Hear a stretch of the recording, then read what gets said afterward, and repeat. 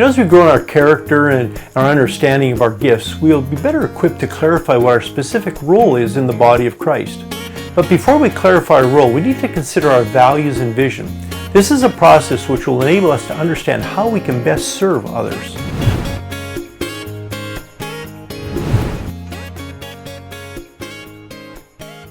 Hopefully going through the first 2 episodes of this Leadership Foundations workshop has helped you put together some of the leadership pieces in your own life and ministry. So far, we have considered our calling as well as elements of health in our leadership journey. I trust you take the opportunity to complete the character assessment in the timeline and the gift survey provided in the links below. At this point, a few comments on the inward conviction survey or gift survey may be helpful. As you may have noticed, we provide a broader definition of these gifts than you may have previously have considered.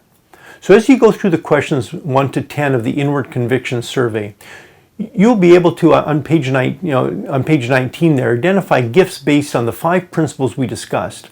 And then on pages 20 to 21, you can then use personal traits or characteristics to further identify your potential gifts. But let me circle back to pages 9 to 12 of the Leadership Foundations workshop notes. Here we have included a series of self-reflective questions in order to help you identify your values and purpose or vision.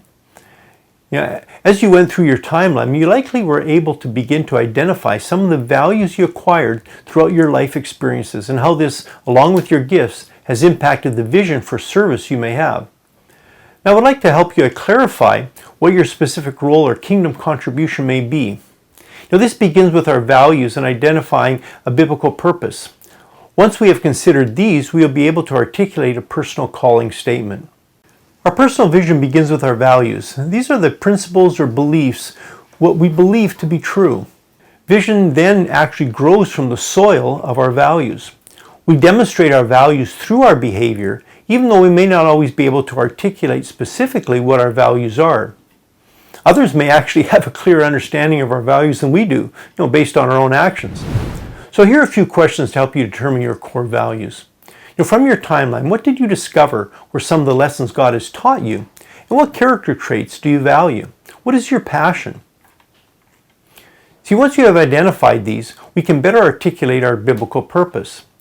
This usually includes what we feel God has made real to us personally from His Word and what passages have really spoken to us throughout our life. Can you articulate a concise description of why you exist based on God's Word to you? This will then lead you to a greater understanding of your vision. See, a personal vision is dynamic and adapts throughout the seasons of our lives. Our values are usually pretty consistent though, but over time our vision or the expression of our values can change. Let me clarify that with a question. If I could guarantee that you could do something without failing, what would that something be that you would like to do? What would you do for God's glory in your lifetime? In order to help you answer this question, there are 5 further questions on pages 10 and 11. Finally, we can now consider our role or personal calling statement on pages 11 and 12. Once we have a clear picture of what God may want to do through our lives, we can begin to understand what our particular role may be. See, our calling statement is usually connected to our past, which is why doing a timeline can be so helpful. We have provided several questions on pages 11 and 12 that can help you begin to identify your role in the body of Christ. Having given this some thought and completing all the questions on pages 9 to 12, you should be able to write a personal calling statement based on your core values, your biblical purpose, and your vision statement. This statement best explains your future direction in ministry. This series is based upon our MCNet coaching and ministry guides. There are basically 2 parts to the series, 12 episodes that cover the 5 sections of the coaching guide and 18 episodes that cover the 8 workshops of the ministry guide. As a team, we have had the opportunity to serve in various parts of the world over the last decades using these materials to equip leaders and coach ministry teams throughout our ministry coaching network. These ministry team workshops in episodes 13 to 30 are intended to equip members of the body as they serve on ministry teams. The importance of mentoring, team building, and multiplication strategies are discussed here, and these workshops coincide with the leadership team coaching in episodes 1 to 12. which cover big picture issues that affect the whole ministry.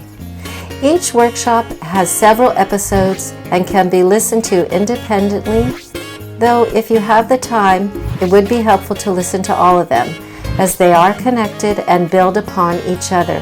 A couple of the workshops have only one introductory episode here, as the topic is covered in greater depth in another of Phil's podcast series, for which you will find links below. You can also check out our Christian Leadership Institute training program. This is a unique approach to ministerial training based on a competency-focused mentorship. The free materials for this series, as well as the coaching and ministry guides, are available from the links in the description box below. Just as many others have, we are sure you will find our other Leadership Matters podcast series helpful for you and your ministry. So as we wrap up this episode, let me spend a few more moments helping you consider what your role in the body may be. The roles in ministry can also be described as the spheres of service or the context within which we express the call of God on our lives. As we looked at before the break, understanding our values, our biblical purpose, and personal vision gives us direction as to what our unique kingdom contribution may be. It helps us to know how to fulfill God's call in our life. Particularly at the beginning of our development, when we only have initial understanding of our call, the specific role or unique expression may not be as clear as it will become later in life. But your timeline should also give you insight regarding this. So the first, reflecting on the following 6 areas, can help us, and we look at 6 areas to help us identify our role. And you can find these on pages 23 and 24 of the notes. The first of these is to consider our personality or temperament. I know many have kind of an allergic reaction doing a personality style survey. I get that. I can relate. None of us want others to give them ammunition to put us in a box. But the goal is not to put someone in a box or find excuses for bad behavior. Taken for what it is, it can be helpful to reveal why we respond the way we do. I found it remarkable that as we have provided this in many countries and cultural contexts, almost without exception, participants have discovered that they are a mix of these 4 temperaments, with 1 or 2 being the most predominant. If you don't have an allergic reaction to temperament surveys, I think you'll find it insightful. We have provided a simplified 24-question DISC survey. You can get the link below. Again, it is simple, but I have been amazed at how accurate it seems to be for most people, the non-allergic ones, that is. Understanding our own personality style that enables us to be versatile and adapt in our interaction with others.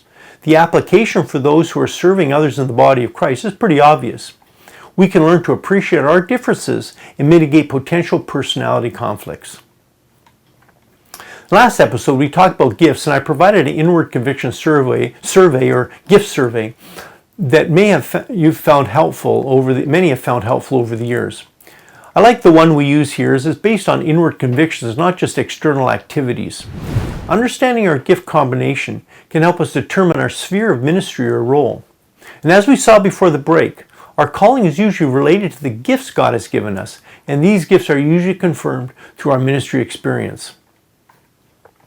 In order to help us evaluate how our gifts apply to our calling, we can ask ourselves a few questions. Like, what ministry brings us personal satisfaction and fulfillment? Do we perceive special needs or problems beyond what other Christians perceive? Where have we been effective in our ministry involvement so far? And what ministry activities do we find easy to do? What trends do we see in our life? And how have others in the body confirmed and encouraged us in ministry? Then our particular motivations are also impacted by both our personality style and our gifting. What motivates us is most likely a combination of our spiritual gifts, our abilities, and our interests.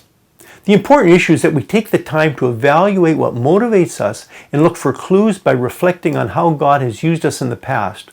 Motivations have to do with the why rather than the what. What motivates you in your life and in your activities and in your service to others? See, identifying motivation is something like pinning Joe to the wall sometimes. I get that. It's often not so easy, and it takes time, quite a bit of time, reflection and self-awareness. And having a passion or interest for a particular group of people or a specific need can also be an indication of our role or ministry. It is important to note that this passion is often divinely inspired and serves to complement our personal motivations and spiritual gifts. Again, let me burst a bit of an evangelical urban legend. God's ways in our lives are not always directly opposed to our interests. He has created us, and so it should come as no surprise that His desires will become our desires as we spend time with Him. Of course, this necessitates that He is the Lord of our lives and we're walking with Him, having our hearts always turned towards Him. Then, as reflecting on our timeline has likely revealed, each stage of our life has contributed to our growth and to who we are today. The various factors such as our age, our maturity, experiences, education, and family will all affect our interests and our ability to serve others. Our role or sphere of influence is impacted by all of these. We cannot separate ministry from who we are as a person. Each of these factors will affect the level and the quality of our potential service.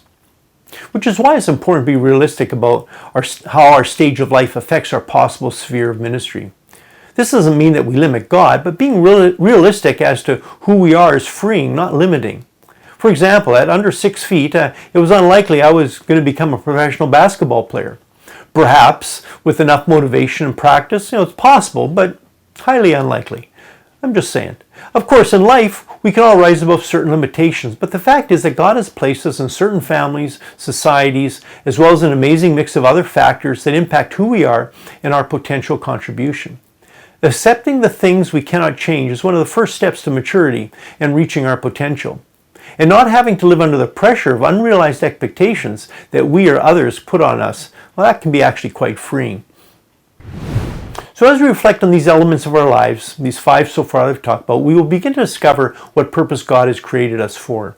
As I mentioned earlier, the process which I have been describing in the last couple episodes does not produce immediate clarity or answers, but it does help us become aware of the questions we need to be asking of ourselves. Considering these will produce a level of self-awareness that will enable us to discover God's unique plan for our life. This is not a one-time event, but a lifelong journey which will adapt and change as we pass through every stage of life. This workshop is part of our team coaching series created to assist those serving in the body of Christ. The goal is to help you and your team grow healthy, multiplying churches. This workshop corresponds to the leadership team coaching in episodes 1 to 12. Now, the complete workshop, Leadership Foundations, is discussed here in episodes 13 to 16 and is available as a download. This workshop is part of the Coach's Playbook discussed in Section 1 of the Leadership Team Coaching in episodes 1 to 3. You can also follow the links into for the free resources for our workshops, which include character gifts and calling assessments, as well as the Emotional Intelligence Survey. And don't forget to check out some of my other podcasts, such as the Finishing the Race series, that discusses this topic in greater detail. Well, we've covered 3 episodes in our foundational workshop, Leadership Foundations. We have looked at our calling, our health, and our role, and a bunch of other stuff in between. In our last episode of this workshop, we will conclude our discussion by discussing what it will take to finish our race and some of the pitfalls that can sidetrack us from that goal.